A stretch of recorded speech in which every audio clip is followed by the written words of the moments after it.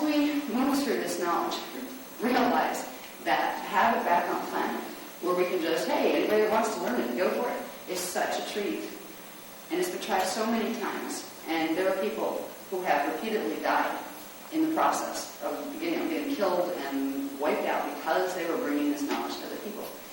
The other people in the ancient times that got wiped out trying to bring it here were the Magi, the ones that are incarnate now as the indigo children. Those other simultaneous time vectors where we were trying to bring the information back to the common peoples. They were environments where it was much more violent on planet, and you could get away with it, going and burning, like hundreds of Cathars at the stake because they had the information, that kind of thing. You could go into a country and invade it, and it enforce a religion or a twisted religious view on that country, and if they didn't comply, you could kill them. In the ancient days, that's how they did it, and that's why we watched this information. Well, we're coming back into the information now. I'm going to go into basic biology, but it's going to be biology of the subtle world.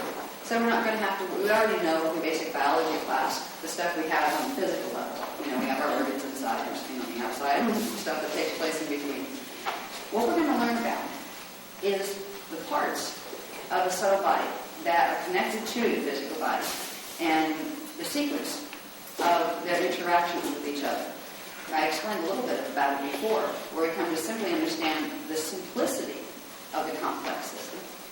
Is that dimension 1 frequency will process through the Kathara center 1, will process through chakra 1, Axotonia line 1. It's all very easy once you see where the parts are.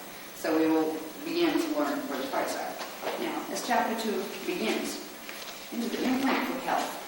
Now, the imprint for health we talked about a little bit before. The Mahara shield holds your original pre-matter divine blueprint, the Christos blueprint, the D12 blueprint. That's the imprint for health. This healing occurs through correcting distortions within the Kathara grid and the Hula body shields. Now we have talked about the Kathara grid, the 12-tree grid that's in the body and also in the planetary body. The Hula body shields are those three-dimensional scalar grids that we have 4 of in the 12-dimensional system that manifest those spheres of energy around us that form the auric field. Healing occurs by putting those things, the Kathara grid and the shields, back to their organic D12 free matter structure, which means realigning them to their original divine blueprint. It's pretty simple when you understand the parts. Now, the human body's blueprint was designed to hold 12 dimensions of frequency, or 12 flash line sequences. Remember I talked about the flash line sequences. You have these flashes, scalar waves, a line of scalar waves that flash on and off at a certain rhythm. Each dimension has a characteristic type of scalar wave that's a certain height, a certain wavelength, and it has a certain rhythm of speed of flashing on and off. That's its pulsation of energy, how fast it's bringing energy in and sending energy out. Each dimension has a different flash line or sequence of how fast those flashes occur, how fast it breathes energy into and out of the body. Dimension 1 has the slowest, dimension 12 out of the 12 would have the fastest. Dimension 15 would be even faster as far as the flashing on and off. Now, if we realize that we had originally, when our bodies were functioning normally, 12 different sets of scalar grids flashing on and off in perfect unison. There is a perfect syncopated, which means off the beaten, one would flash this way and the other would flash, well, this one would turn on, this one would turn off. Between the dimensional levels, we had 12 dimensional levels of flashline sequences running in our bodies, where energy was feeding in at 12 different pulsation rates, where we are bringing in 12 dimensions of consciousness. That's our structure. It's not our cat's or our dog's structure, but that's our structure as humans. The content of 4 of our 5 Hula bodies is 12 dimensions. So 4 of our 5 Hula bodies were meant to anchor fully, or fully embodied, within a physical form. Now, when it comes to the Magi, and the reason I have to bring this up now is because people, and I know this for a fact, the people who are drawn to being a part of this material, because we're on 911 call, this is being put out on a frequency of D6 or higher, 6-dimensional frequency or higher. If a person doesn't have activity in the 6th DNA strand template, They will have no feeling of connection to this material whatsoever, and they will not be drawn at all to anything that would bring them anywhere near the frequency that's held in this room when we talk. The people who have been drawn to this work so far are indigo children. That means you came in at birth with part of your sixth strand template activated, your fifth and your fourth dormant, like everybody else's, and your third, or parts of your third, activated. That means you have the ability to run higher frequency, and it also means you have a DNA template that's not just 12-dimensional. It is anywhere from 24 to 48-dimensional. There's only 3 people incarnate on planet right now with the full 48 spectrum, because you can't put too many of them on planet at once, because if they activate it, they blow the planetary grids. So it's just a total World Service Commission when you come in with that kind of template. But there are numerous ones with 47 down to 24. You would fit somewhere in that range if you're in any of these workshops. This has been one of the little secrets about our workshops. They're indigo education programs that are meant specifically for people who have the ability to integrate consciousness the fastest because they already have an accelerated strand activation level. That doesn't mean you come in knowing who you are. That doesn't mean you can't get as lost as anybody else. There's a lot of indigos that fall to astral field possession, in fact, because they're very valuable, because of their accelerated gene codes. Indigos still have to wake up, just like anybody else, because that fourth and fifth strand template is still dormant at birth.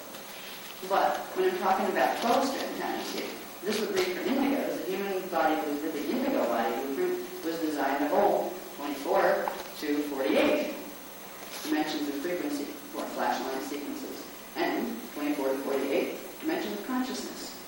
The content of not only 4 out of 5 human bodies, the consciousness of all 5 human bodies, plus the consciousness that's stationed in the energy matrix in the primary sound fields, which is considered ascended master of consciousness. There are a lot of people in the New Age who go around saying, I'm sending master this or that, I'm talking to sending master this or that. You have a bunch of people in D5 that are not running a Christic agenda, that are telling people through channeling down here that usually you send the master because they're in D5. I'm not impressed by D5, and neither will you be once you start to realize how this stuff works. There is a thing called true ascended master. That is somebody who comes in with the DNA template that can hold any level of the primal sound fields, or at least part of the primal light fields. You're actually considered a rishi if you can hold the primal light fields at dimension 13, 14, or 15. And after that, beyond the time matrix, if you can hold those frequencies, that is what an ascended master is. Because it means you had to come all the way down into the time matrix, expand it, they could take all of the codes in, and then re-expand back, holding all of those codes in the DNA. So it's like you're a real old soul by that time. Again, old is a strange concept when you put it next to simultaneous time. But I don't want to take that too much further right now, because it'll take me another 40 minutes. I wanted you to know that when you see 12 here in relation to human DNA, realize you have that plus more, or you wouldn't have come to one of these workshops in the first place. There will be, at some point, workshops for people with 12 strands, or 3 strands activated and 12, the rest dormant. It's not an elitist program that puts the indigos up over other people. It's meant to wake up the indigos because they have the capacity to wake up fastest. And right now that's extremely important because nobody's going to get a chance to wake up if the indigos don't wake up and do the grid work that they came to do, because it's going to get really strange on this planet in the next 10 years if certain things aren't done to protect the planetary grids. It's a wake-up call to the security team. So when we talk about the 12 dimensions of frequency, indigos have 24 to 48. I just want to point that out. Now, even with the 12-strand pattern, we'll still work with that, because this applies to you as an indigo. You have 12, then you have all the others too. Your 12 have to activate first before you can get your others activated. If you're going to run any of the higher currents, you have to activate the D12 non-melodic current in the body first. So this applies to indigos as well. But indigos would have an advanced program that goes even higher as far as understanding what the rest of those strand contents do. So we'll talk about the 12 for now. Okay, talk about the hookah bodies up here. 4 out of the 5 hookah bodies. The consciousness, the frequency, the energy of 4 densities of matter are contained, those 12 dimensions, are contained within 4 hookah bodies. The 4th hookah body that goes with the 4th density, the free matter with the light density, is called the Mahararupa body. That's your Christos body. That's the part of your consciousness that when you came into manifestation, see, when you come into manifestation from Source, you leave a part of your consciousness at every stage, at every dimensional level going down. Because you can't fit the whole thing in. So you have to kind of like leave luggage behind. Except the luggage is living luggage. It's part of your awareness that stays stationary in those dimensions. So it never goes away. You don't reduce yourself by coming here. You simply park yourself in different parking spots all at the same time. When we talk about the Mahararupa body, that's the part of your consciousness in the form of energy that exists in dimensions 10, 11, and 12. And it forms the Mahararupa body field around your body. This is the one that sticks out like, hundreds of miles actually around the body when it's fully activated. So the fourth Hula body, the Mahararupa body, is composed of the frequencies and part of phasing flashline sequences of dimensions 10, 11, and 12. It manifests through the 10th, 11th, and 12th Kathara centers in the embodied Kathara, and the Mahara shield, stabilizer of the fourth harmonic. So remember we had those shields that manifested through the bodies? This is where we come into understanding how to use the frequency. If we realize the parts, we have those four shields. We have the density 1 shield, the density 2, the density 3. The density 4 shield, our Maharic shield, is our Christos shield, holds our whole divine blueprint, which means it has the ability to straighten out not only your DNA and your life path here, but the 1,728 cells you're part of, it can fix all of them simultaneously. And all it takes is one of those cells to fully integrate their D12 level. And it will progressively, because you are connected to your other kind of cells, literally through your DNA template. As your DNA activates on the D12 frequency and restores itself, that will get sent. It's a frequency. It will get sent through time, through a vibration. It's connected to your vibration here in a different time cycle. That is a you in a different body, in a different drama. You will help to heal those cells as well. All it takes is one to fully do it, and you will heal the rest. This is where people talk about karma. What the heck is karma? It's like, okay, I was bad in this life and I died and I had to come back in a little godly form. If I'm really good this time, maybe I'll have a good life next time. That's not how karma works. First of all, time is simultaneous. It's all taking place at once. What karma is the imprint of disharmonic frequency that's alive and well in the present time, in the nowness that is the only time that exists. If in 1,000 years ago, in that time frame right now, you have a self that's got its energy systems messed up from choices it made that weren't good ones, from environmental factors, from things that happened to its DNA, that when you hit a certain vibration in your body that corresponds to the same frequency vibration in its body and its time vector, a window opens in the DNA. And it will begin to bring through that disharmonic pattern directly into your pattern here, even if you didn't have it in the first place. It's more than being born with karma. You're born with it every day. You pick up more until you get it all clear. Karma is a miasmic imprint, which is a buildup of antiparticles in the particle field that comes from a disharmonic inverted relationship between the energy systems. And if it happens to be the part of you that's 1,000 years back, it's going to affect you here. When your body and its body hit a similarity in frequency and the lines of energy flow open between them. It's a transharmonic transfer of disharmonic energy. So, when we're talking about the Maharic shield, the Maharic shield holds the imprint, the original divine blueprint, for all the 1,728 cells. That means it can help to clear simultaneously the karmic imprint from here and from all of the other incarnations, which means it's kind of like nipping it in the bud. If you know that, oh dear, in 3 days I'm going to activate to that frequency, and that's going to bring in my Roman karma from the Roman period. Where I had a really rough time, it was really awful. I remember blood enough of it to know it was terrible. You'll start getting the emotions first. This is how it comes. When karma starts coming up, it will start manifesting in your relationships. You will actually find yourself in relationships with the exact same people you had the problem with in the other time frame. You have a new face and they have a new face, but you're doing the same drama. The same emotional content will be there, the same attitude will be there, and the same things will happen until you fix it. You'll repeat the pattern over and over. When you start to use the Maharic frequency by activating the Maharic shield, you start to realign your own Kathara frequency patterns in the DNA template. That means when you hit a harmonic or a frequency that's the same as a person of self-view that has a karmic pattern going on, time it's a really disharmonic pattern, where normally that pattern would come through and start affecting you, and you'd start walking that karma, just like the one in the past is doing. It will hit the frequency of the D12. The D12 frequency will go back and start to heal it there, while you synthesize and clear it here. It's a way of clearing the karma without having to walk through it. Because we've been walking through karma on this planet for thousands and thousands of years now. We've been stuck in it as a race. And all we do is get denser and denser and denser, and get more miasma buildup in the body. We teach in this program to not worry about karma and who did what wrong and what time vector and what you have to do to atone for it here. That's the Hindu way to do it, which they tried when they had the original Hindu teachings, which were off of the CBD plates. I think it was plate 6 that they got translated. It didn't teach karma that way. It taught the true way about simultaneous time. That was taken out of the teachings. When we start to work with this, we focus on clearing the karmic imprint across the board. That means freeing yourself here from having to walk through any of the experiences that you have to. If you look at the whole thing, your energy system is an energy system.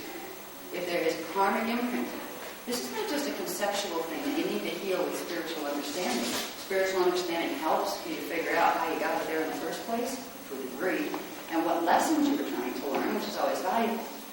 But karma is an energy phenomenon that manifests, and you can see it with inner vision.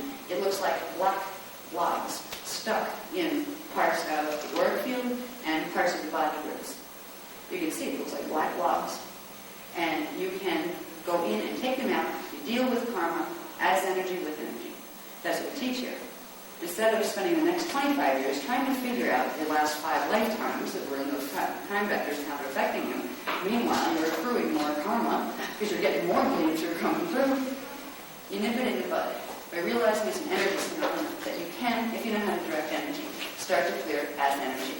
And eventually, fine, you can look back on it. Once you become fully Christed, you can look back on those time periods and then figure out what the lessons were about. Because at this point, the lessons are so convoluted that you can't even find them anymore. Because our race has been stuck here. There's a planetary glitch being stuck.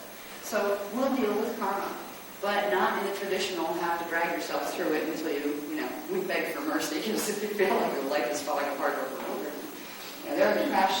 There's crash courses out there. There's a couple of programs that teach it. I can crash one program that teaches you to be careful of what you ask for. If you want acceleration in your karmic clearing, you may devastate yourself very quickly because your soul will accommodate, which means it will trigger the frequencies in your DNA that allow more of your other time vectors to come through. And if they have a lot of disharmonics, your life will fall apart repeatedly before your eyes. You may lose your house, your job, your lover, your cat, your dog, and find yourself on a desert island someplace with no food.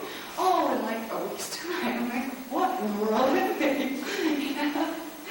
When we deal with karma as energy, with energy, you don't have that happening that way. That's the benefit. Instead of trying to take it from the spiritual principle and saying, okay, give me whoever, give me an acceleration so I can clear my karma. You simply, excuse me, I'm going to learn how to clear myself. I'm not going to depend on you guys to figure it out for me, and I will modulate the flow of the energy that comes through my body. And you don't have to spend 20 years figuring out who did what wrong when. Because when it comes down to it, at this point of the game, it doesn't matter anymore. What matters is fixing it. Okay, so we're dealing with that. The Mahara shield gives us the ability to do that. That fourth shield that corresponds to the pre-matter self, the pre-matter level of consciousness, and the pre-matter level of energy that the body is composed of, the pre-matter flashlights. That gives you the original imprint before any disharmonic patterns were picked up. If you can bring that frequency of the perfected pattern, the original divine blueprint, back in, it will progressively clear as energy with energy the disharmonic patterns of the karmic miasmic imprint. Now, the karmic miasmic imprint is made of the same stuff that the rest of your templates are made out of. They're made out of scalar waves. If you have a set of scalar waves, they're supposed to look a certain way. It's supposed to be, say, that high, and they're supposed to flash at this rate. Karma would be, they're like this high, and they're flashing at this rate. And they're all disharmonic and chaotic, which means they're throwing chaotic energy all through your system, which makes other things go into chaos that are depending on them being stable in a natural order. When we begin to bring the imprint for health in, we're progressively ordering them to the natural D12 level. I think you go on to the next page, please.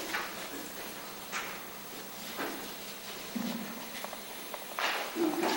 It says, the Mahara shield that fourth density shield, can be used to repattern the Kathara grid holographic template back to the original imprint palette. That means by activating the Mahara shield in your anatomy, you can progressively clear any distortions that are in the Kathara centers, those 12 Kathara centers that all the other parts of your anatomy manifest on. You can use the Mahara shield to bring that grid, the Kathara grid, back into its natural order, which will progressively create reordering back to the divine blueprint. All of the other things built on the Kathara grid. Okay? Flashline sequences, the pulsation of those scalar waves in dimension 12, can override and correct any flashline sequences that are flashing from the distortions in the Kathara grid that move a body shield to below. So basically, you're talking about a frequency that's so strong and it transmits so much energy in the right imprint, it will create a critical mass override when it hits the lower frequencies that are out of whack, and it will reorder them and straighten them out. It's like a stronger wave coming in with the right pattern to reorder the wave patterns that are out of whack. And that's the process of using the Mahara shield to reset the Kathara grid and the shield in the body, the lower shields. Now, the beginning process of this is learning how to activate in the first place your Mahara shield. First of all, you're going to know where it is. You know, it's like, where is this thing? All right, it's in my anatomy. Well, I obviously don't see it. You know? This was fun about subtle body anatomy. Yeah, it's real subtle. You don't see it at all. But you start to see it when you start to get your DNA turned on and you start to get multidimensional perception. That's when you start to see them. But it helps to know where to locate it to begin with. So we'll learn that before we go today. Now, to activate the Mahara shield, there is a certain set of mathematical coordinates that are used to do this. Mathematical coordinates, they're mathematical and geometrical. They are very specific interrelationships of energy to carry the programs that go with the natural form and manifestation templates, or with your core scalar wave templates. There's a certain mathematical formula that governs the way they're supposed to be. When we, as a three-dimensional conscious person, want to speak the language of our templates, we use light, we use sound, and we use symbols. Because all symbols, all manifest things, every object you see out here, including your body, including light, including a drawing of a symbol on a page, two-dimensional, they are translations of mathematical coordinates of energy. Every single thing, if you looked at it without your 3D holographic glasses on, would be simply an energy signature that has specific mathematical characteristics. When we use symbols, we are using specific mathematical formula to interact with and reset the proper mathematical relationships within the scalar grid of the body. This is what Reiki is doing too, except some of their symbols have been compromised and they're actually teaching you to block things. You don't know the difference. You don't know what the symbols are really doing anyway. They just seem to work. You know? There's so much trickery going on in some of the systems that are out there, healing systems. We're taught to use symbols, but we're not even taught why we would use symbols sometimes. Like, why does a symbol work? If you go, okay, I'm going to transmit my energy, I'm going to transmit the symbol into your energy. Other ones don't explain why that works. Why would that symbol have power to do something to my biology? It's because it's a mathematical program.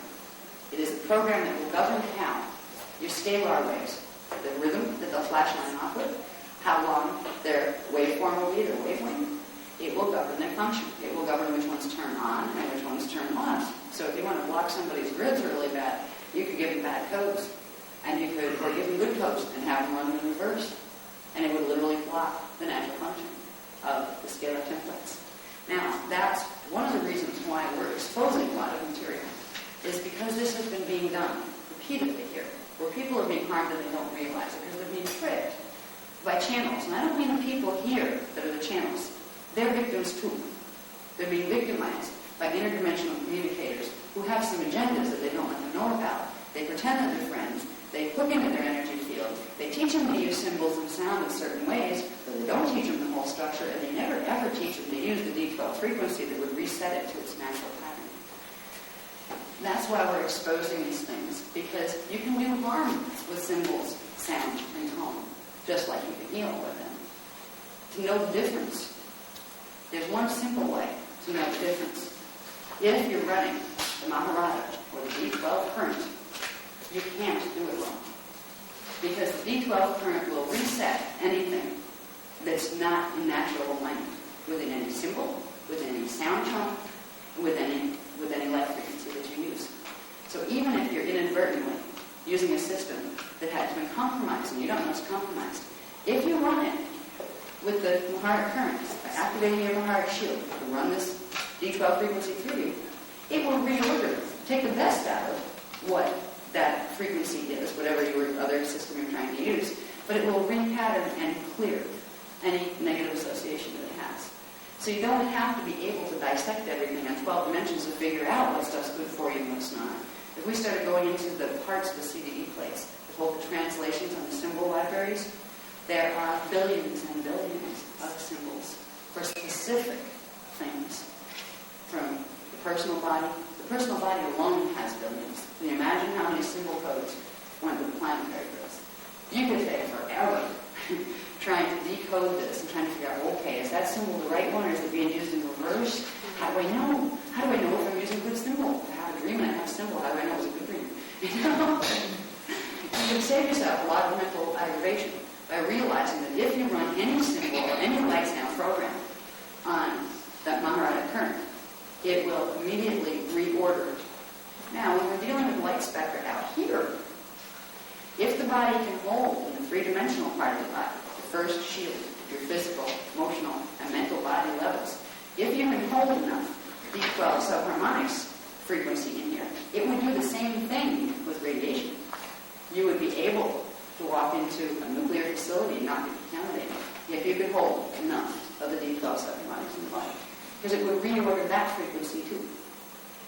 Now, I wouldn't suggest doing that right away. It takes time and application to build the critical mass of this frequency in the body. It does not happen overnight. It's really funny, if you listen to some of the programs that are out there in the New Age movement, at least in America, I don't know what they're doing in England and Ireland, but there's, oh, I went to a workshop and poof, my 12 strands are activated now. I'm in Christ consciousness. Can you walk on water? Can you manifest and de-manifest at will? Yeah. Can you walk into a nuclear reactor and not get sick? Can you drink arsenic and not get sick? What do you mean? This is triggery that's happening, where there are certain channel groups that are being guided to say, oh, you transmitted the frequency, you've got it, your 12-strand activated now. They transmit a frequency, all right, and it was usually to get you on an 11-strand reverse activation, which blocks the heck out of everything else, especially your ability to run D12 frequency. So there are fake DNA activation programs out there, and there are real ones.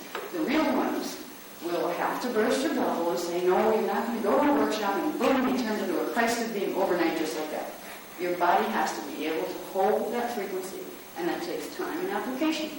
And if you want to be Christ consciousness, there's another thing they teach with these programs. Oh, I don't need to know that. That being your subtle body anatomy. That being structure dimension, so you know what frequencies you're running and the frequencies. Oh, that's just mental body stuff. We're beyond that. We don't need to know that. This is some of the stuff that people are being taught, so they don't learn what will give them power.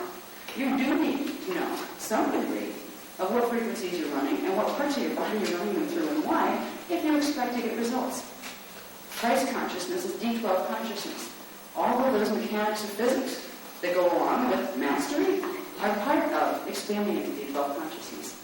So be aware of, if you hear, people, if you have any friends, God bless them, that are into the, oh, I'm fully activated now, or Archangel so-and-so's taking care of it for me, I don't have to worry about that, I don't have to bother my little brain. You get what you put into it. You do need to learn some things, but they're not hard things. The interesting thing about when we use these bioregenesis technologies, in the beginning, you do have to do steps to start. There's a pain in the neck. The easiest way to do it is read it out to an audio tape. You put your headphones on and do it that way. Because there's so many steps to some of these activations that you can't remember. You don't need to remember them. You just need to move your consciousness through. So the tapes work well. The good news is that the reason we have to repeatedly use them right now is because the planetary grids are messed up. So we're fighting the grids to get the integrity of our own grids back. And by doing that, we'll be able to help the planetary grids. There are things that we'll talk about in the roundtable workshop that are being done to correct the planetary grids. Once that correction takes place, we won't have to run these steps all over the place anymore. We won't have to continually reset the divine blueprint. It will start, once it's triggered into activation, it will start on its own and continue. But right now, if we care about really integrating spiritually, really getting our power back, really healing, we need to be willing to put the effort into running the frequencies in the body manually. And that means doing steps of activities, mind activities, generating scalar directions, using symbol, sound, and light. There, in this program, you will learn the dimensional frequencies and how to direct them. How do we direct D5's frequency? You go to its wavelength. Now, even science here tells us wavelength determines color. We use color. If you want to direct D5's frequency, you use blue. It's like an electric blue. For each of the dimensional frequencies, there is a primary base color. It will also contain the colors. If you have D12 frequency, it contains its primary pale silver frequency color. But it contains within that all of the other ones from the ones below. So like D2 frequency, which is orange. Just like red, orange, yellow, green, blue, indigo, violet, they're the first seven. They identify spectrum. You would have red in the orange, in the D2 frequency. Red, orange, yellow. Yellow would actually have the yellow dominant for the D3 frequency, and it would have sub-frequencies of red and orange. So it builds this way. So to direct frequency, if you want to direct D5, you don't worry about the sub-harmonics. You take its primary harmonic color, you take its primary wavelength, and you point that, and you do it by pointing color. If you want to know a way to direct it in specific mathematical formulations, you use specific symbols in that color. And there are certain tones that are also used to assist. You don't always have to use the tones. You can use any one of these parts by themselves and you will be directing frequency. But there are certain tones that bring into activation the higher frequencies in the body in the right order. And we will work with those too as we progress. Right now, I just want you to know that the way to activate your Mahara Shield Divine Blueprint, start straightening things out, is to use the technologies of light, sound, and symbol to begin directing and opening frequency in the body. The symbol that we use first to bring the sub-frequencies of D12 into the body is called the Hierophant symbol code. And the Hierophant is interesting. The Hierophant is not just one symbol. It's a job. All right? The Hierophant word is like a position, like many. All right? It's a position that certain symbols take to open D12 frequency into the body. The first one, the first symbol that's used as the Hierophant, is a simple 6-pointed star. That we can put that up in a second. Yeah, we can go right into that. Can we please put it for 2 seconds? Thank you.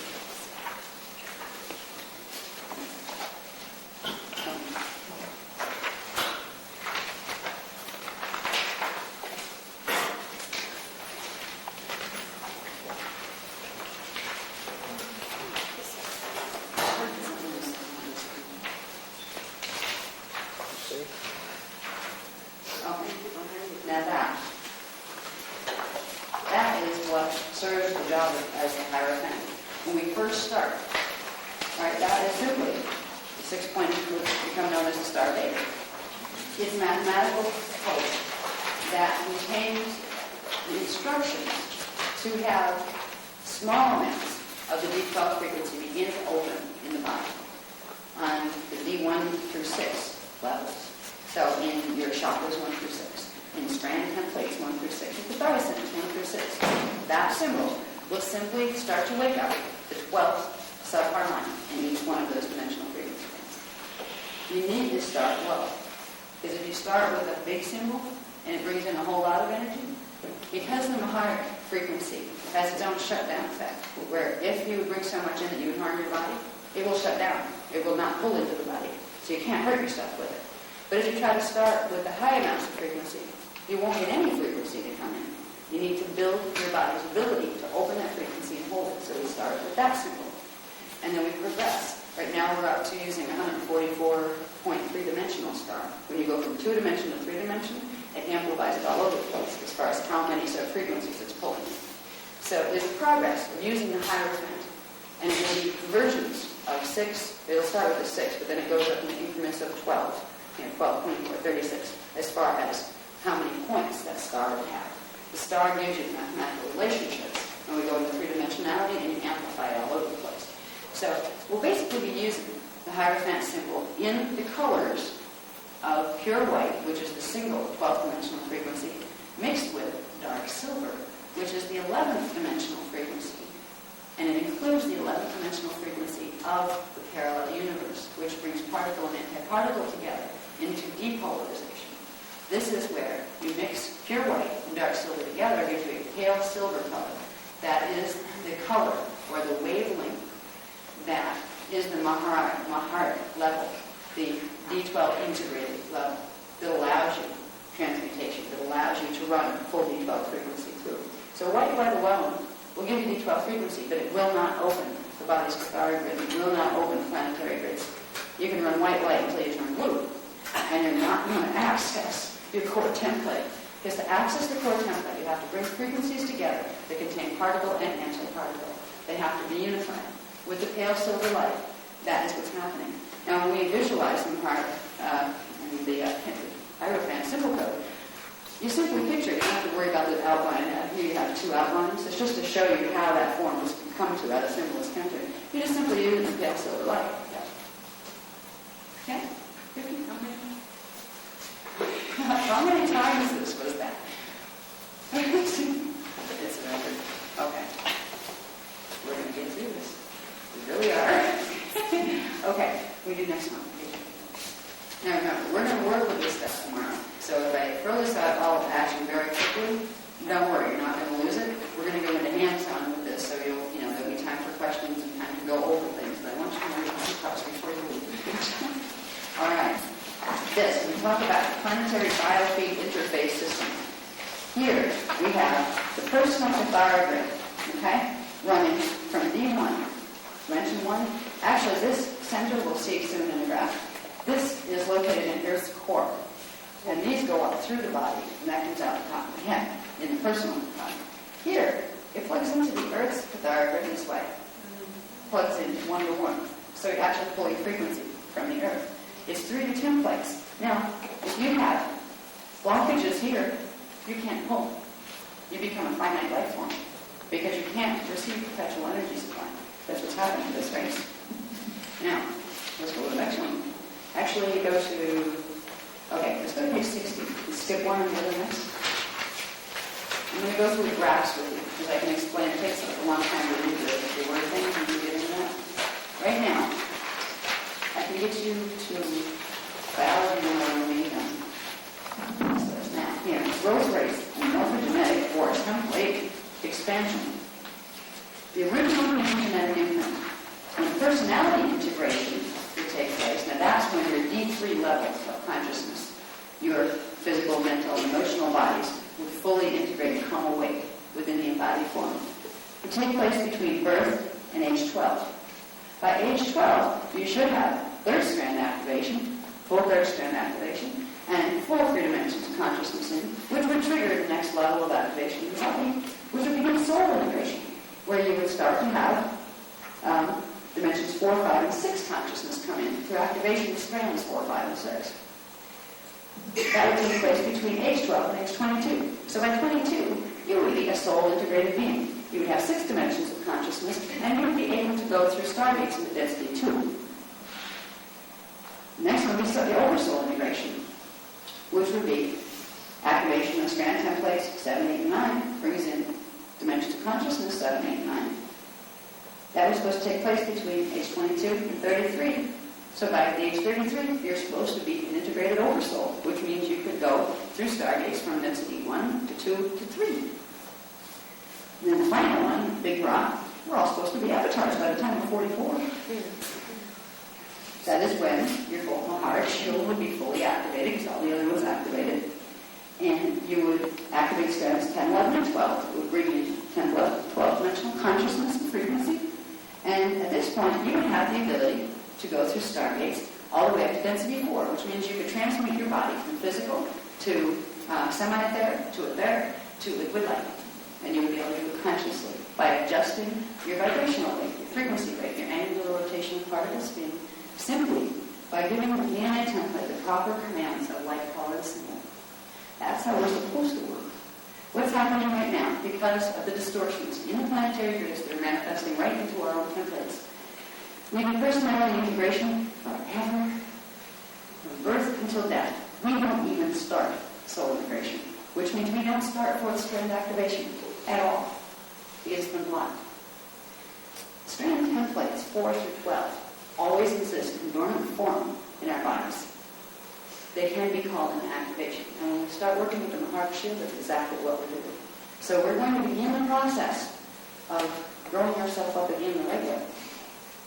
And we're not going to be having, won't be fully integrated souls by 22, but most of us will be on the way. Doesn't matter what age. But we're going to reset the body back to its natural function. This is the function. The ages will be different. But this is the process by which you become an avatar, a real avatar, by which you become a real Christ to be. Okay, we go to page 64. I love this one. Big secret revealed. Where is that other thing?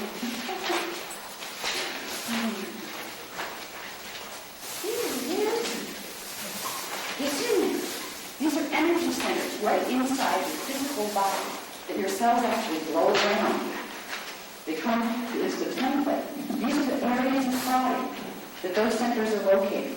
So if you want to work with, say, you have a mental body issue that's bothering you, the mental body corresponds to dimension 3. That would mean you could work with Kathara Center 3, which is over there. Now it's like here, which is right here. You could do work right here, energy work, right here. Begin running the Kathara current, the D12 current through, which will progressively start clearing out the blockages that are causing the mental body problems. Emotional body is D2 level. You would use the second step. And you can use the chakras to get to these. That's part of what we teach, the chakra induction. How you use the chakra to get to the Kathara center, to get to clearing blockages. It's a fascinating system. And I was so excited when we finally got this, and I knew where my parts were. Yes, we have these parts. You can also meditate on any one of those centers. If you want, say, to access some 6-dimensional consciousness, since you're indigos, you would be able to do some of that already. Just a little bit, until you get more activated, but more than the person that didn't have the indigo thing. You could, in a meditation, focus on Kathara Center 6. Find where it is in the body. These are wings. Okay. There's centers right here that actually go out through the back. And when they're activated in the field, they look like wings. This is where the angel wings came from in the old paintings. They were showing you energy things that were happening in the body with certain levels of consciousness vibration. You could work with this. You could, move energy into it. And then imagine. Now, how would you imagine it? You'd go to the D6 frequency color. D6. Those indigo. That's what I call them, indigo too. That's indigo wavelength. So you can simply put the intention of Kathara Center 6, move some energy through it to get it stimulated, and use the indigo color. Imagine a sphere of indigo. It's a speak light. I hope you're receiving information from you. You can learn all sorts of things. When we get into the planetary shields work, we'll also get into the symbol codes you can use to draw in more information from them. Or you can put information into to heal if there's distortions in them, which there are in different parts of the collector now. So this is one of the key graphs that you're going to want in it if you're going to work with Kathara healing. You need to know where that grid is in the body, even on the client. Because what we're going to start with, where even if you forget where all the centers are, at least you know that there's one that comes up through the feet, starts down in its core, and runs up out the top of the head. In the first level of Kathara 1, we simply deal with running energy from here and there, through the whole grid. You can even just imagine the grid there, forget the numbers because you can't remember them usually right off the bat. That doesn't matter. You run it through the main vertical current, and it'll pull into all of the other centers. That's what we teach in Kathara level 1. So you don't have so much information to try to remember that you can't remember any of it. Let's go to next page, please, 70. We're getting there. We're almost through the anatomy. That's what I want to do. On page 70, this shows you where your shields are located. Now, the shields come out as an energy construct in the field when they're brought into activation. Okay? The which corresponds to dimensional frequencies 1, 2, and 3. Kathara centers 1, 2, and 3. Chakras 1, 2, and 3. That one, when it's activated, comes out around here, right around here. It's actually much bigger than this. I didn't have room on this diagram. It comes out as a big spinning disc. It's about, I think it's about 60 feet when it's fully activated. But it starts small, and the more you activate it, the bigger it gets. So that comes out on a horizontal plane here, as if it's a disc that runs through your body and sticks out around you this way. People that are teaching Merkaba, they know about this disc. Okay? What they tend to not teach you is about any of the higher ones. Or the big ones, the important ones, that keep you safe, your heart shield disc. Now, go for the second one, I'll get to the fourth one. The second one is dimensions 4, 5, and 6. That one is your Duradic shield.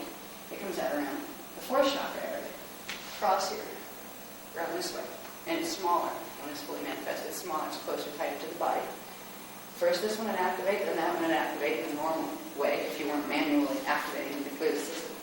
Then the third one, dimensions 7, 8, and 9, center 7, 8, and 9, third shield, which is the Turic shield, comes out around the head. There's our halo in the old paintings, the old religious paintings, the halo. They're talking about that, oversoul consciousness. So angels have wings that came out with this one. Then you got your halo, because you made it to be oversoul. But what you really needed was your spaceship, which would come out. It's actually, it was pictured as the floating cloud, with Christ on the floating cloud. This one comes out from a hard shield that corresponds to dimensions 10, 11, and 12, and it corresponds to Kathara centers 10, 11, and 12. Your Mahara template, your Mahara shield, comes out about 12 inches below the feet. And it's a huge disk of energy. It starts out small, and the more you activate it, you can literally activate it to hundreds of miles. So you can clear grids for hundreds of miles from where you're standing. But you start small. Because if you try to pull all that frequency into the body, if it didn't have an automatic shut-off valve, it'd explode. It would create instant cellular fission fusion. And if the body can't do that in the natural sequence or how it's supposed to, with all this stuff in the middle already activated, it'll just blow up. Just like fusion, or fission would make something blow up. So we don't want spontaneous combust. So you learn to work with the sequences that bring it into activation in a normal way that gradually stimulates anything with simultaneous activation so you don't do any damage to yourself. But in the meantime, you jump your evolution, where if normally you first activated this one, activated, then years later this one, then this one, then this one. You're starting with this one, and it will stimulate the rapid activation of the rest. So that's what we're doing with working with the Mahara shield. Let's see. There's reading that you can do if you want to in these philotages that have the word data on them. I think sometimes it's even easier if I just do the graphs verbally first, because then you get the image. That's easier to understand. In fact, I taught this to my 9-year-old. Phyllis taught this to her too, where she is starting to understand the parts of her memory, because we didn't get into the heavy stuff or the writing part. We just showed pictures. We showed her diagrams and parts of the body. Oh, okay, that's in it. This is the easiest way to learn it. Okay? If you want to read tonight or tomorrow or next year, whenever you're not too tired of listening to this stuff, the information that's on the written pages between, I would suggest doing it because you'll get a more rounded understanding. But even if you never had that book and you didn't have those pages, you would still get enough off the graphs alone to become functionally working with your system. We go to page 71 real quick. This is where we get into things that start to look like normal that we've heard about before. Chakras, chakra system. Okay. The chakra system in the body. Chakras, first of all, look like little bow ties. They're vortices of energy that are squished in the middle by, like their tips are held together. There's two cones of energy spiraling in different directions that have what's called a crystal seal at the center. The crystal seal keeps the chakra polarized, which keeps that level of the body in manifestation. If you release the seal, it brings all the frequencies in the chakra into the same spin, which brings particle and antiparticle, angular rotation and particle spin together at the same axis, which creates atomic transmutation. This is the process of getting a hold of, conscious mastery of, your ability to manifest and be manifest. You have to start somewhere. Now, we work with the crystal seals to some degree in Kathara 1 because we need to. These are the things that when we start to direct frequency in the body, okay, imagine this. Imagine it's this color, and you're going to move this symbol, this color, to this part of the body. We're going to need to know where something is on, the crystal seals. Because these are what will release it, to get the body to open up, to get that seal to open up, to allow the frequency we're directing into the shield that it corresponds to. Because each of these correspond to one of the levels of the shield. Each one of the crystal seals corresponds to a dimensional level and to the corresponding part of the shields. Because the energy will go through into the chakra, into the seal, from the seal into the shield, from the shield into the signets in the shield, which are the Kathara centers, and from there it will start to clear the system. This is how you get the frequency into your body or into your client's body.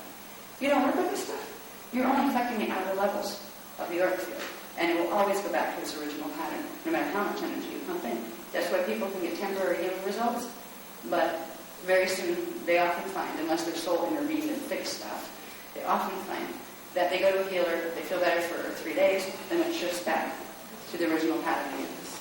Because it didn't hit the core level. They're not dealing with the seals. Again, here are the hula bodies. Remember those things that extend around the body?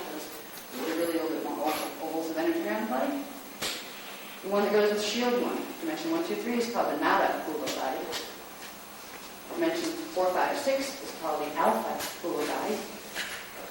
7, 8, 9 is called the Beta hula, and it looks like Betcha, but it's not. It's Beta hula body. This one, 4th, Mahara hula body, is dimensions 10, 11, and 12. And then the Rishi body, which is after you get to be Christed, and you want to pull the rest of you in, you pull in your primal light, which is the Raja hula body that goes to dimensions 13, 14, and 15. Okay, so this is your basic shape. Tells you the locations of the chakras, tells you about the little bodies, tells you about the crystal seals, and the basic interrelationships of them.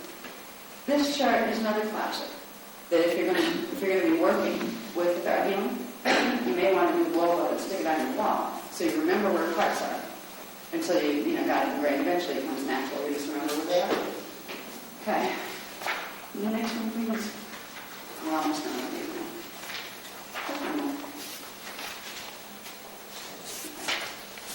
This one is a composite of showing you the chakra system, as we just saw, but showing you each level of the auric field that corresponds to each one, and which part of which hula body is part of. So this is your auric field, basically. It has these levels to it. And if you want to heal something, now healers will have the piano sometimes see in the auric field. They're not touching your body, but they're doing stuff around you. You know what? They won't, they don't either. What they're doing is they're affecting. If your hands are in somebody's field, if somebody's putting their hand right here, they're affecting a part of my field. They're touching something here. What level are they touching? Most people don't know. Hopefully they're being guided well, or they can just feel it, even if their consciousness doesn't know.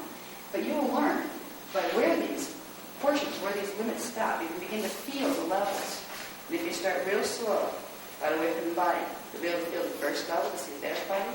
It'll be a little bit different level for everybody. You can, if you start out here, you gently move the hand in. There's little tiny areas, very little resistance, but you're hitting a boundary. You're hitting a tissue capsule. That's one of the dimensional separations or levels of polarity that exist to keep those dimensional levels separate. So there's a lot of things you will be able to do once you have this information. This tells you the primary wave spectra colors that goes with each of the chakras. I'd like this to be in color, but I haven't had time to make a colored one, and I don't have the money to print them in color because they're really the information that you see on these little blocks can, if you didn't have time to read all the pages in between, that should give you enough to become functional in that area. That's why I did these graphs. These graphs took forever. Okay. Next one. We have like 2 minutes left. You're going to imagine actually the last couple of times. I'm determined to show you these before you know. Okay. This is just a really quick one to let you know it's in there on page 76. Here is your primary colors of chakras. It means also primary color of dimension, of axiotonal line, of Kathara center, everything. 1 is red, 2 is orange, 3 is yellow, 4 is green. Okay? This goes not just with chakras, But if you're working with acetone lines in the body, which we'll get to later, if you're working with whatever, number one is that wavelength. That's the color you use to affect it and direct it. Okay, it goes all the way over here and get into the primal light fields. D13 is pale turquoise. D14 is pale yellow. And D15 is pale magenta, or like a pale pinky color. Okay. Now, I'm going to go out and miss that one. There's a lot of stuff we need stuff to do that next time. Page 87, please. Yeah, 87.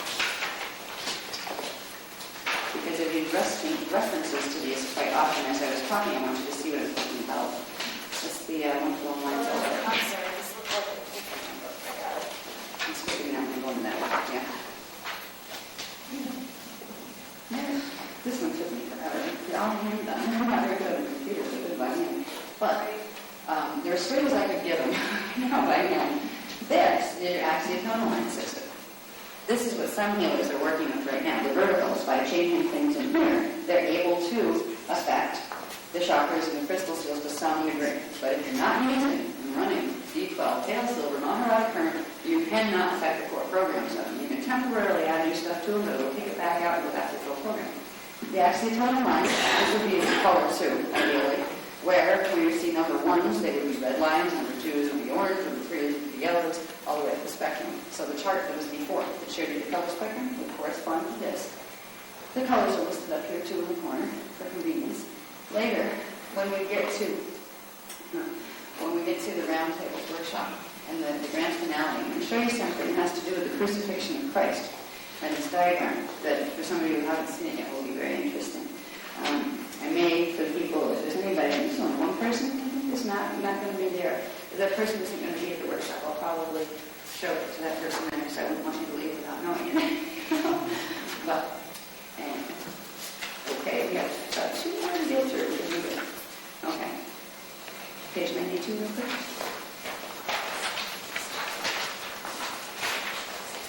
So just by knowing your body parts, you can figure out a lot of stuff to do, even on your own. Even if you never heard anything else from this course, you can start to play with those body parts and find out the information there and find out how to stimulate them into activity. Okay, this diagram is simply a diagram we use to show the 12-strand DNA matrix, the silicate matrix, the 12-strand.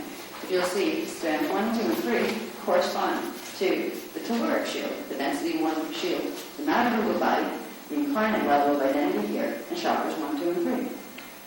Strands 4, 5, and 6 correspond to the durated shield, the alpha of the body, the soul identity, chakras 4 through 6, and what's called the polyphase Merkaba. Now this one will be part of what's called the nephra phase Merkaba. I don't have that on that chart yet. But there are phases of building the Merkaba vehicle, which is the configuration of light and sound around your body that allows you to go into cellular transmutation so you can pass through stargates and time portals. Now, building Merkaba is a process of activating this in the DNA, activating these strands in their specific order, which creates activations within every order level, within all the chakras open up to each other and become a big pillar, like the Kathara centers fully open and the whole Kathara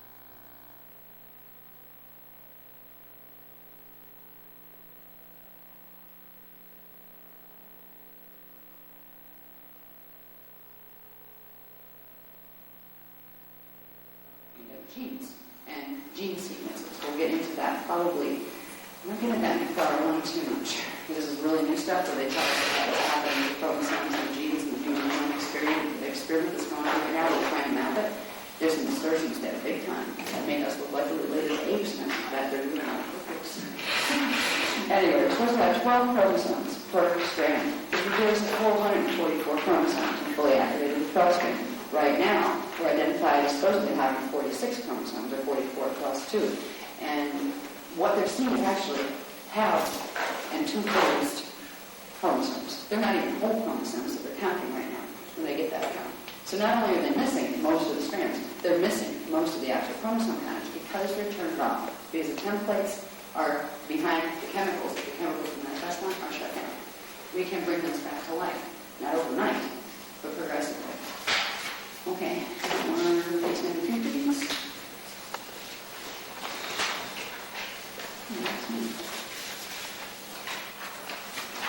Okay. This one?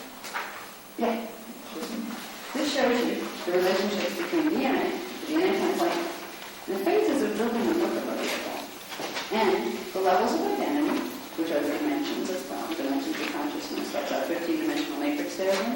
It shows you the phases of Merkaba building, which is building the electromagnetic field around the body that allows progressive transmutation and progressive mastery of the physical form. Now, dimensions 1, 2, and 3. Harmonic Merkaba, by the way, is a three-dimensional Merkaba. Most people, when they teach Merkaba out here, are teaching the Anunnaki system, which is teaching the smaller dimensional Merkabas and getting them to move in specific ways. We're using the whole three-dimensional set.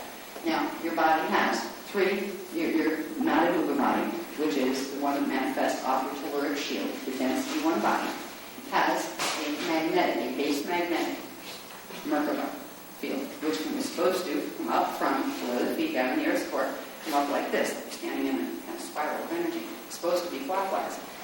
What we're going to find out as we progress the things, our Merkabas are spinning backwards, and that's what's making us dense, and that's what's cutting off the genetic content that's supposed to be manifesting through the body.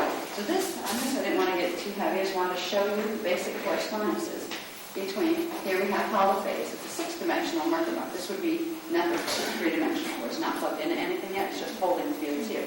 Combine that with one from density 2, and it creates the holophase Merkaba, which is six-dimensional consciousness and a six-dimensional Merkaba, which means you can move through 6 dimensions instead of just 3. Okay, that would correspond to activating 3 plus 3 more. Strands of the soul, 4, 5, 6 strands. The next phase is quadrophase. It's a 9-dimensional Merkaba. And these names carry the sound tones that you can use to activate them. When we say Nethra and Hama and Katra, it's the sound tones themselves that help to trigger these activations. That's where the names come from. It's not that somebody sat down and tried to figure out what should we name these things. These names are important because they carry the sound frequencies that help to activate these new strands. Quadrophase is a 9-dimensional Merkaba, corresponds to strands 7, 8, 9. And the Mahanta phase corresponds to your Maharic shield and your strands 10, 11, and 12. That's your Christos body. That's the one that allows you that shape up there. It's a 12-dimensional Merkaba. So we progressively build the Merkaba vehicle from 3-dimensional to 6 to 9 to 12. And then eventually, after we're crested, and we have the ability to move through walls, and to be manifested pill and walk on water and all sorts of things, then we would build the Rahanta phase, 15-dimensional Merkaba. And it's through that that we begin to get out of the time matrix itself and back completely out of the manifest form and into the prana sound fields. So this is the interwoven system of parts that we have that constitutes our anatomy. If we can begin to understand how all these things relate, we start to understand what to do with what to make it work. Our processes, we'll get into them tomorrow. We'll start to go into the processes of how do you interact with these parts to make them do something better than what they're doing at the moment to help yourself heal. We will get into something called tapping the inner mentor. This is doing something with part of your consciousness to give you an advantage in being able to run energy work. We'll get into something called morphogenetic repatterning, which is repatterning your template, putting it back to its original pattern. We'll get into frequency set harmonics and the Maharic seal. Then in the Kathara points, there are other things in the Kathara centers. There are points in the body that stimulate activity. Once you've activated the Kathara grid, it will move the energy either deep into the template or up toward the surface. There's different purposes for using these points, and they can be very practical. If you're having a rough day and you have a headache or something, you rub the top of your head a little bit. You're doing something in frequency, because right up there there's a point. There's a Kathara point that connects to the Kathara grid that will help to stabilize frequency. So we'll learn about this tomorrow. And we will do technique 1, which is called Awakening the Mentor. We'll do the sequence 1 and 2 Kathara points. And we're going to do these hands-on, so we get to play with the energy a bit. And we'll do the Maharic seal and liquid light cleanse. We'll also probably start with a quick review of these diagrams, just so we don't forget what our parts are and where they are. Because if we're doing an exercise and it says, go to chakra 14, where might that be? Yeah, it's all about that. 36 inches. It takes a while to memorize where your parts are, but you need to know where to direct the energy when you're directing. So this is the crash course in the whole body, subtle body anatomy. There's a lot more detail in the writing parts of it, and I will recap tomorrow. So maybe you have an idea of an ability to hang on to some of what I said. But I do this actually fast, and I know that's hard. So if you're tired and say, what is she talking about? I don't know anymore. Have a good break and relax and know what things better. And it becomes really an exciting thing to know. So I hope you enjoy this introduction to the Kathara. And that's a yet to come. Hands-on learning to run the furnace. This is key and real feeling. How to run the equal current with the right subharmonics that you want to hold in the minute. We'll be learning that, I think, in 2 months program. So we'll have a night. And it is wonderful to live in Toronto. It's lovely to meet you. And I'm so excited to be in Ireland. I always wanted to come here. I never know why. I knew I had carnations here, but I never knew why I was being drawn back to it. But it's beginning to really stuff. So thank you for coming. And thank you. And what I want to do today, before we get into the exercises of Chapter 3, I want to do a brief review of the end of Chapter 2, because I was running late last night, and it was like a freight train moving through those 20 pages. So if anybody has no idea what I said, because I said it so fast, I was like slower this morning and explain it a little better, because it's important to know the anatomy when we're going to be doing the technique. We're going to need to know where certain things are, like our seed crystal seals or our star crystal seals. And it's on the graphs. There are graphs that are holding that information for you, but you may need to have to look for it. So I want to go over them, so when it comes time to do technique, you'll know where, okay, if it's taking energy up to chakra 14, you know where that is. If it's bringing it down to star crystal seal, number 2, you know where that is. It's important to have the basic structure of the body parts when you're going to run frequency. And our program is all about not just randomly running frequency. It's about understanding what frequencies you're running, what you're running it for, and what's your opening in the body when you do it. So to understand that, you need to know the body structure. So I am going to spend a little bit more time going from about page 31 back to 46. I'm not going to spend a lot of time on it, but I'm going to take questions. So I'll explain that, and I'm going to ask, okay, on this graph, is there anything anybody doesn't understand? This way, we'll be able to make sure that the graphs make sense to you. So if you need them, like if you need the information on your own and you don't remember it, you know where to find it, it makes sense to you. So with this graph here, this one is the key to understanding your core template, okay, your divine blueprint. Because these centers in the body are where the Kathara grid centers are located. They're literally points in the body that if we stimulate, even through touch, on the outside of the body, you're sending an electrical current into them, and you will create activity within them. Because they are sensitive to touch, and because you can run frequency or current through your hands and your fingers, you have the ability, once you know how to run currents and what ones to run, to change what those centers are doing. Now, we talked about yesterday, for anybody that wasn't here, we talked about the fact that the Kathara grid, the internal Kathara grid, holds the core programs, the electrical programs, that manifest each strand of the 12-strand DNA pattern. All right? We have 12 centers. Each one of them holds the scalar grid patterns that corresponds to one dimensional frequency band, one DNA strand template, one chakra, one acetylcholine line. All right? They're all connected. So if we understand that, and we have a problem with, say, any part of our bodies down here, which would be governed by base chakra, chakra number 1. If you have problems with organs down here, it would be chakra 2 here, or chakra 1 that you were having blockages in. Chakras are blocked unless there's a problem in the core template Kathara center. So that would simply tell you that you have distortions in the core template on strand 1, on Kathara center 1, which means that would be shown in your DNA template on strand 1. Once you realize this, you can begin to use the D12 current we talked about yesterday, the Maharada current. You can use that because we talked about that it resets the natural 12-dimensional structure to everything below it. So simply by running pale silver light, knowing with intention that that is the D12 Maharada current, you can run it through the chakras that correspond to areas in the body that you're having difficulty. And you will begin to reset the core template that's causing that difficulty so you can clear it. You can do this on clients too when we get into forms of induction.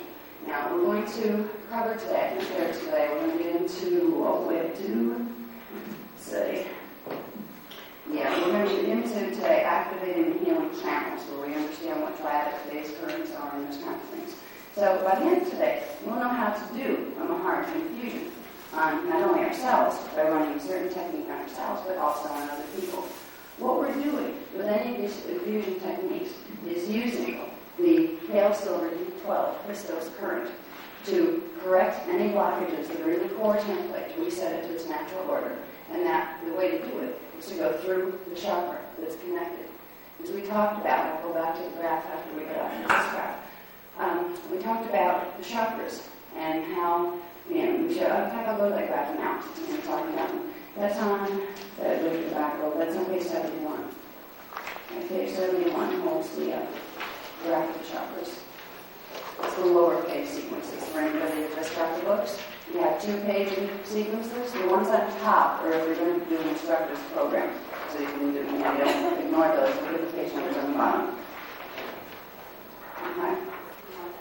Yeah, and I'm going to go back to the other one. So I'm going to go back to the all right, now, on this graph,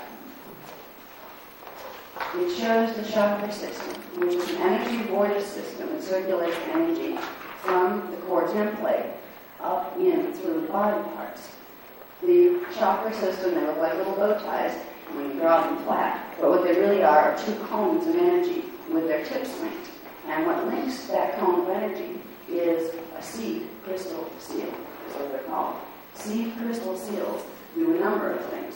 First of all, they keep the angular rotation of particle spin for the frequencies corresponding to that chakra locked in to its organic position. It keeps you locked in with time vector.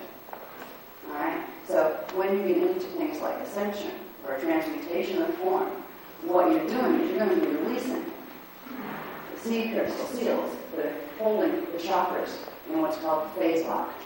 And so if something's phase locked, it means it's frequency locked into a set pattern. And to release the energy, what the crystal seal would have to be released. Then that part of the body, that part of the energy that the body is made of, becomes able to move into a different pattern. When we're dealing with simple healing technologies of inducing frequency into a chakra, what we're doing is putting it into the chakra by transmitting it through our hands, or you can use your mind to do it. You can bring the current up from the inside to do it if you're doing it on yourself. You don't have to put it down through the palms and put it on your chakras this way. You would actually bring it up through your central vertical current, which is bring it up from your feet up through here, and then run it through the chakras that you wanted to clear. Now, when we're doing it on clients, you tend to put your hands over the chakra in the area that's being affected. And you transmit the currents, which you'll learn later how to open those currents in the body and how to transmit them. You transmit them in. And what's going is into the crystal seal. The crystal seal that locks that chakra into its frequency band connects directly to the Kathara grid that was on the graph that we just looked at, those 12 points on the body. So when you're moving frequency from here into this crystal seal, that's chakra 2. That would go with the second center, the second circle on that Kathara 12 tree grid from the other one. I'm going to put transposing both up there. Possibly. That would help.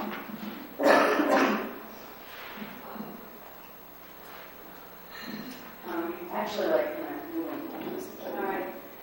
Yeah, so we can just show both images. It's going to be hard to work all over. That works. Yeah, we're going to see both of the things. So, all right. What I'm saying is, if we are going to induce frequency into this chakra, it's a current of energy that's going to come in through here, go into the seed seals that are there. So there's S2, which is seed seal 2. It's going to go into that. And where it's going to move from there, it's going to go into the Kathara Center 2, which is a deeper level of the template. It will go into there. Now that corresponds to the tonal lines that we saw in the graph yesterday, and I'll go back over that too later. And it also corresponds to the second DNA strand template. So it's very simple when you start to understand the correspondences with the numbers on these charts. They're very important. They're telling you exactly what dimensional frequency is running through that center. And it's also showing you the correspondences where not only do you do basic chakra healing. Now you can do chakra healing. There's a lot of people out there that do toning into chakras. They do energy running. But if they are not using and activating first in their own bodies the D12 frequency, It will not go into the crystal seal. So what they will be able to do is change the energy that's out here, and it will give temporary effect of healing sometimes. But they will not be able to penetrate into the crystal seal program that will take it into the core program that will allow the adjustments to be made. So healing, unless it's done at the core template level, is not permanent, unless that permanence, that decision to be healed, literally comes from your own higher parts, where you have cleared the reason why you manifested the condition of disease in the first place. All right, but if you're going to facilitate healing on yourself or anyone else, and you want to be a conscious part of that process, you can really drain your energies using technologies that require you to do it over and over and over again, which means if you're just setting the frequencies in the outer levels of the auric field, you'll get temporary results, but again, if you fix your template, it's going to go back to the old pattern. Running the D12 frequency, which we will learn how to do today, will allow you to penetrate into the seals through the chakras, so they're like they become little windows into your core template. Zeroing the energy through into the crystal seal ends up in the corresponding number on the chart template, which means, if you notice, these are on very specific parts of the body as well. I think what I'll do is I'll bring this over so you can see the list on the side that shows the body parts these correspond to. I'll move that one again.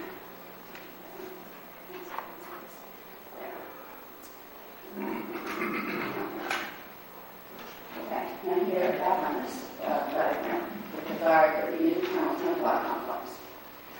We have on the side here the list of where they're located, where these centers of energy are located, in the forms of consolidated frequency. That when you look at your body, when you begin to turn on your higher sensory sight at about D6 level, 6-dimensional level, you start with D4. When you start activating strand 4, you'll be able to see things that are in the 4th dimensional frequency band. When you start to activate strand 6, you'll be able to see things that are active in the 6th dimensional frequency bands. So it'll take a while before you can see this part of your internal systems.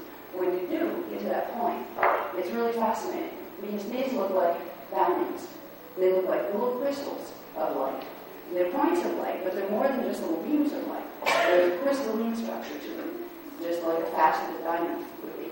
So we call it the crystal body when we're talking about this internal template that manifests as fixed points of consolidated frequency, because that frequency builds up into geometrical shapes, geometrical interrelationships of frequency, and they look like crystals when you see them from D6 or higher.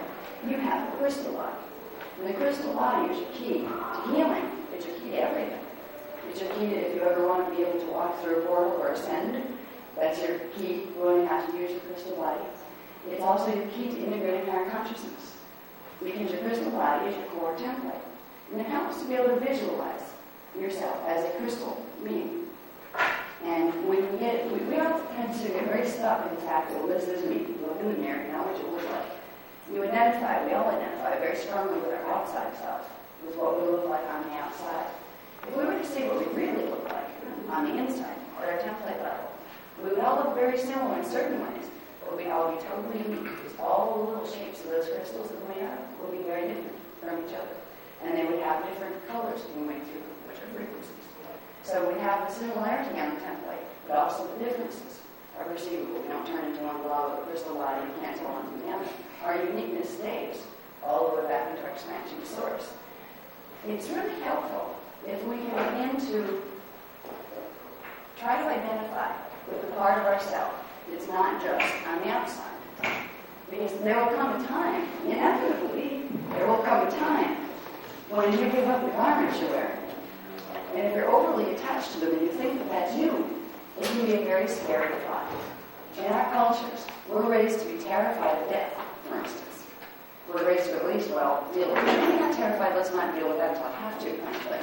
There's a whole orientation of consciousness around that is highly unpleasant, because people are taught to over-identify with the physical body and think that once it goes, they are no more. If you can begin while you're alive to identify with what you really look like, what you will look like when you come out of the clothes you're wearing. If you start to look at your body as clothing rather than as you, you'll start to be able to make a lot of a shift in consciousness that will be very empowering. And you'll start to find a part of you that's called your internal self. This is a finite self. At least the way the Judo is operating right now is finite. It doesn't have to be. But even if you were going to go through the full ascension process in this lifetime, even if you were going to clear the distortions in the DNA template so you could activate all 12 strands and just get out of your body and home, you would still need to not be overly attached to how you think your body is right now, because you would become less dense. You would become, if you were standing there and you activated up to strand, say, 9 fully, you would look like a ghost to the other people in the room. And they might not be able to see you if they didn't have the 9 subharmonics in each of their lower strands activated. All right? So there's a whole orientation that we begin to understand that these structures, these core template structures, are really, we're going to identify with a form. This is who we are. It takes you into a place where you have more power to deal with your consciousness and to deal with the way reality is and become creative within that reality. Rather than being out here, walking around your body and the world kind of inflicts itself on me, and sometimes it works out good and that feels good, and sometimes it doesn't, and I can't trace it whatever now. This is where we're stuck in a state of evolution right now. And it's not natural for humans to be in that state. As I talked about yesterday, there were the ancient races that all of this knowledge of Kathara healing and much, much more, planetary temporal mechanics, they were all common knowledge. You just see in those civilizations and how they are structured. They're utterly awesome. When you think about what we do, like just humans in general, what do we do when we wake up in the morning every day? Most people, grab a quick breakfast, jump in the car or something, and get themselves to work. And they go to a job. If you're lucky, you like your job. Most people don't. But they can put up with it. At least it gives them a paycheck so they go home and have homes, living. This is not part of what used to be the social structure of the human race when it was functioning as what it was created to be, which is an angelic human race. We lived on a planet. We were in physical bodies that had great capacities because we had all of our strands activated. Now, we didn't walk around with 12 strands activated. It would be a waste of energy. We only turned them on when we needed them. We would walk around without 6-strand activation, which didn't overload the planetary grids, and it didn't wear out the system by processing too much energy into density 1. If we needed to reach higher consciousness, if we needed to do a healing application, if we needed to draw information from higher frequency levels, or if we needed to work directly with the planetary grids. At those times, we would consciously run the energy, using color to direct frequency, using tone to direct frequency, using symbols to direct frequency, to turn on the strands, to bring in the currents we needed. Most of the time, what people did in these civilizations, it would be very strange to watch. We were in an aerial view watching. What do people like that do? They don't have to work. If you can manifest, first of all, if you don't need to eat much at all, because your body simply is right there, you're going to sustain completely just by the atmosphere around it. Think about how much energy is expended in this world on the concept of eating, food, consumption. Even back in our primitive days, everything was hunting and gathering life. Now, you look at the massive distribution systems we have. There are trucking industries depending on it. There are thousands and thousands all over the place of farmers raising food. There's this whole huge network that takes a tremendous amount of energy simply to produce food. And what is food? It's an energy source that we take into the body to sustain the body. In the ancient days, there wasn't a whole lot of energy put into food production because you didn't need much, because you knew how to turn on the currents that gave you energy directly. The bodies in those days were self-sufficient. They could repair themselves if they were injured. If you were climbing a cliff and you fell down and you broke things, you could fix them with sound simply by singing. If you knew what to sing. There are some, I believe, there are Aboriginal tribes that know how to do that still, where if they are injured, they will tone into it. And there was a story, I forget the name of it, there's a book out by a woman who actually went on a walkabout with them and got kidnapped. They kind of kidnapped her, but then she kind of said, well, okay, you kidnapped me, and I'll learn from you about it. And she witnessed one of them had gone searching for something like a scab that was sent out ahead. He was injured, and he was quite a few miles out ahead of them. First of all, the group leader, back where they were waiting for him, telepathically knew he heard him. When the guy said, help, I'm out like however many miles away on her. He knew, and he had the group go toward where he knew the guy would be. they found a man who was at this point starting to go into shock because he had fractures in the bone. He had one of those compound fractures where the bone is like sticking out of the skin and the skin is all rough and it's like really awful. And you lose a lot of blood. This was the condition they found him in. He was still conscious, and he had at least stopped the flow of blood by singing, by using tones, and directing energy with his mind to stop the blood. He also knew that his systems were weak enough where he needed help. So he had sent a telepathic message to get the group to come and help him. And what they did was they simply put their hands over the leg wound. And this woman was describing how she watched this take place, and it was amazing. It blew her mind, where they started to make the sounds and the tones, and without even touching the leg, the bone pulled itself back in, just by sound alone, and the skin healed back over. And the man was walking there the next day. He was back out scouting there the next day. You know what we have to go through in our regular medical societies? If we have a compound fracture, you're in like all sorts of pins in the inside and casts on the outside for months and months and months. That's what happens in instances like that is core template healing. Healing with sound, healing with light, healing with intention. Some of the ancient tribal people still have some of the knowledge, yes? Do you have experience of core template healing with, like the one you just described in the story? And the second question, in your life, how are you experiencing this? Am I experiencing much part of Kathara healing? Yeah. It's been a large part of my life before I have an manual with that way. I've been involved with Kathara healing and the teachings, but the teachings that go with it. I've had direct contact with people who are a race of ancient humans that are advanced, that let themselves be known to certain people if they know they can, if they have soul contracts to be known actually. Since I was 4, I started to have physical contact with them. They started to teach me. Now, with Kathara healing, before I had the words of Kathara healing available to me, I watched them do a few things for me when I was injured. At one point, I had pulled a ligament in my knee, and I was in for surgery. I was supposed to go in for surgery in 2 days, and it had been totally, it wasn't pulled, it was torn ligament. And I was terrified of surgery because I really have an aversion to allopathic things that cut you open. And I couldn't walk. I was like, what do they call it, floating goat, and how they stand there like this. Well, I couldn't put my leg down. I had to sleep like that. I had to pop around on the floor like that with crutches. So it wasn't a choice. I mean, I was going to have to go for surgery if somebody didn't do something. And I had a really neat experience where the individuals that are called the young, that are teaching these things, they live in what's called the inner earth. We talked about that yesterday. We got into what that's about. They have the ability to control their frequency, their DNA templates. They can appear in any density they choose. And they can appear here as a solid being, or they can appear here as a semi-solid being. And I found that out, that they can do semi-solid, when I was laying on the couch waiting for 2 days to my surgery schedule. And I saw a strange thing in the corner, a movement in the corner of my eye. I looked over, and there was this very strange oscillation happening in the air, little gold and silver twinkles. And rub your eyes on seeing things maybe I was up too late. And then it got stronger where it took the form of a pillar, where it looked like a gold and silver oscillating pillar. It definitely had boundaries where it was like a big pulse of light coming down. And then the pillar part started to dissipate, and it started to concentrate in the middle, and slowly built up. And there was a person standing there, a very tall person. That one was about 8 feet tall, and really big hands. Like hands are about twice the size of what we have here. We have more DNA activated, so the forms are bigger. Now, he came over, didn't say anything to me. Just telepath, don't worry, I'll fix that.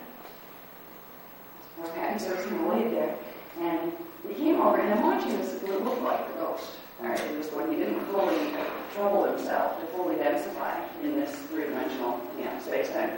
Came over, put the hand over the knee, didn't touch it, just above it. And I kept thinking, all right, well, maybe this isn't real, but it's a nice hallucination. I didn't know at that point, because I was very early on, but I wasn't used to dealing with them in non-physical form. Came over, and the first thing I felt was heat. Started radiating heat toward it. And immediately it did something strange to my inner perceptions, where I got what I call microvision. Where suddenly it shifted my consciousness into microvision, which is a normal ability of psychic seeing we all have. But most of us don't know we have it until we trip over it and think it's really strange. It's like being able, like being a microscope, where you can go into the atomic structure and that kind of thing. So it shifted my consciousness so I could watch what was taking place.